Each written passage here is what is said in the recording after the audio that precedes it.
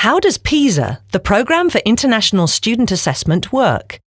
Although it's the brainchild of the Organisation for Economic Cooperation and Development, based in Paris, France, the assessment is designed by education experts from around the world.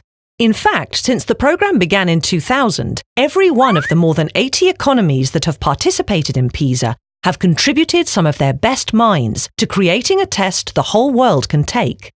The assessment tries to find out whether students can apply what they have learned in school to real-life situations. It covers science, reading, mathematics, and some more innovative subjects like collaborative problem-solving or financial literacy. Countries volunteer to participate in PISA. If a country is not equipped to take part in such a large-scale assessment, regions of that country may participate on their own. Once a country is approved by the PISA Governing Board, individual schools are chosen based on stringent criteria to represent all 15-year-old students in that country. Students who participate in PISA are randomly chosen from among all the 15-year-olds enrolled in grade 7 or higher in the selected schools. They take the test in the same language they use in their normal classes. Students aren't asked to recall dates and names they may have memorized.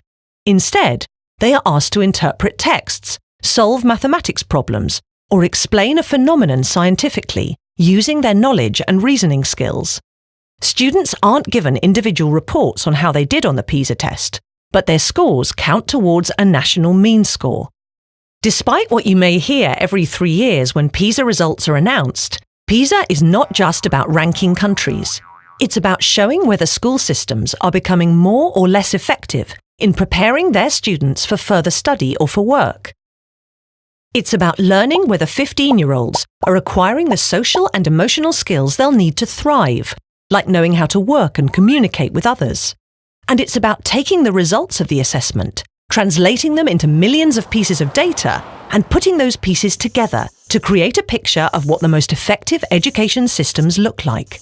In the end, these systems are the ones in which all students, not just the most advantaged, are given the best opportunities to learn and the greatest support in realizing their potential. PISA aims not only to show how these systems are constructed, but to encourage countries to learn from each other's experience in building fairer and more inclusive school systems.